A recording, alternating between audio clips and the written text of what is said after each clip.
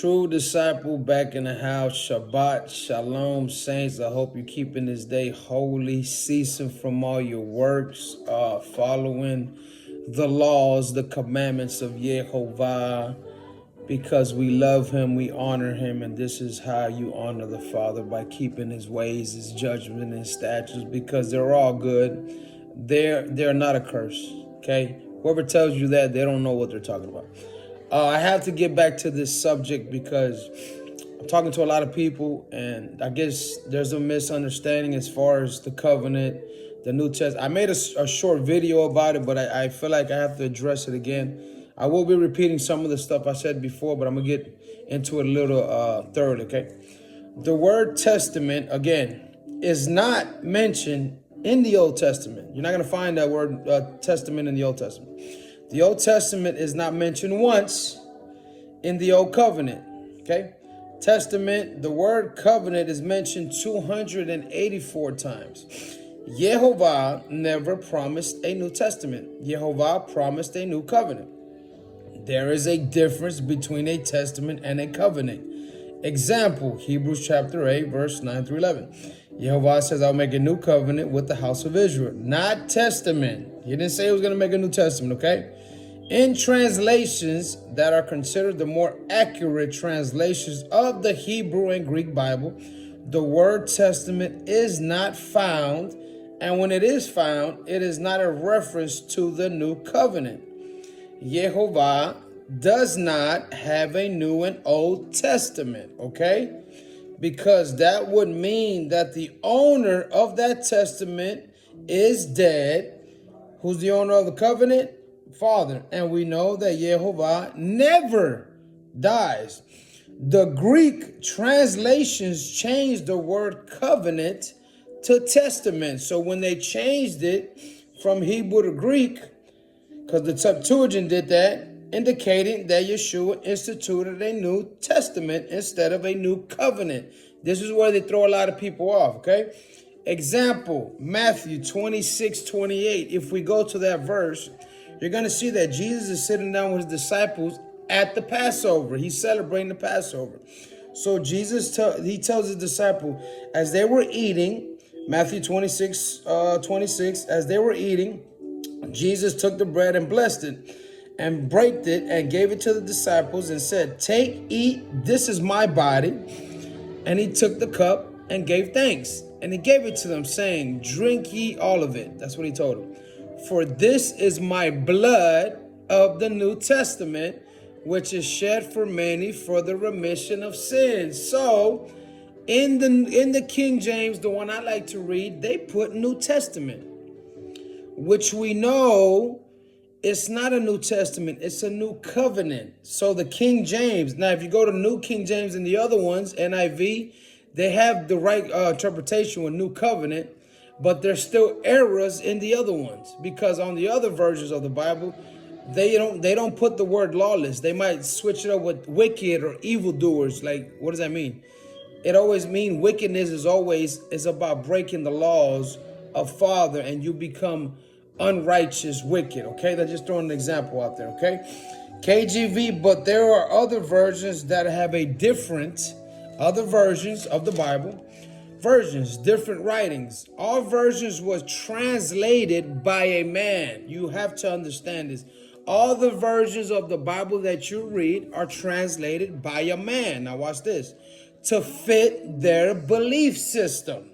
This is the issue that we're having today.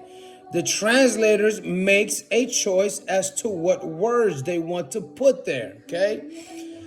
Example, they translated covenant to covenant 20 times, which is not wrong. That's what you're supposed to do. And covenant to testament 18 times. Why they just didn't leave it the way it's supposed to be, right? Why?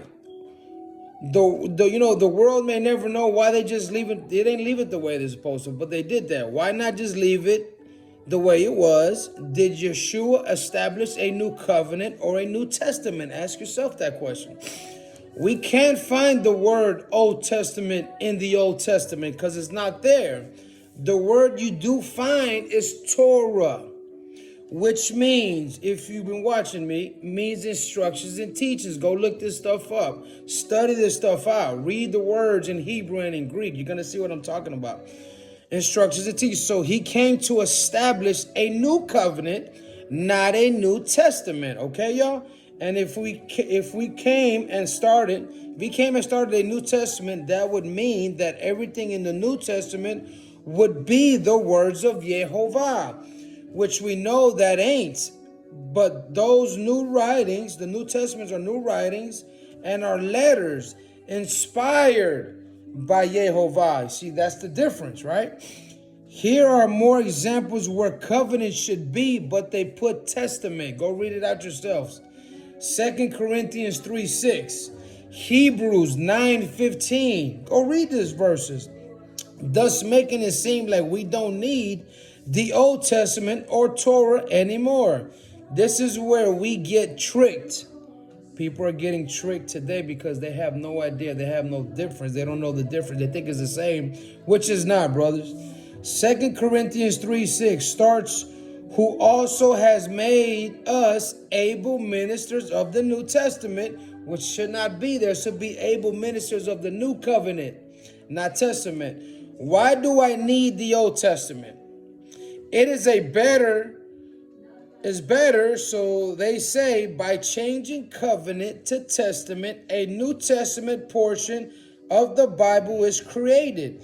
When, if anything, it would be called a New Covenant portion of the Bible. By changing the New Covenant to a New Testament, one can bypass the New Covenant and read the New Testament to grant access to God through faith in Yeshua Messiah.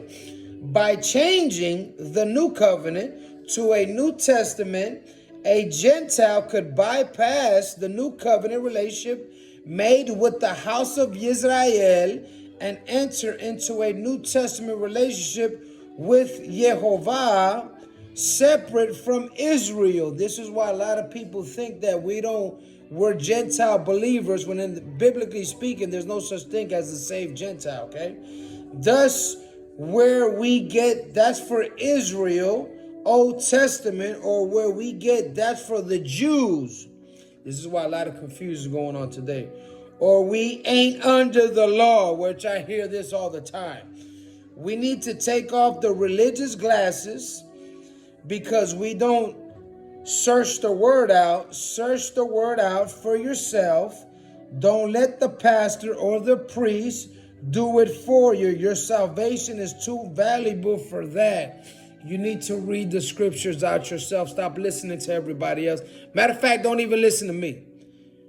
Read the word out, study the word out, because a lot of stuff that we've been taught are lies. Again, we are in the New Covenant, not a New Testament. The New Testament, the writings on the right side of the book, are not the laws of God. They mention the laws, but they don't teach you what's holy and not holy to a holy God. I hope that makes sense, because this is what this channel is for, to make it make sense, okay? Because there's too much lies. And if you stand in front of Yeshua on the judgment seat one day, how is he going to judge the world? That's the question. He's going to judge you by the Torah, by the law. Are you walking in it? It's just simple. There ain't no ifs, ands, no buts. There ain't no in between. Make it make sense, saints. So this message is for the saints, people who love Yehovah through the Son of God, Yeshua. Shalom, shalom, walk in his ways.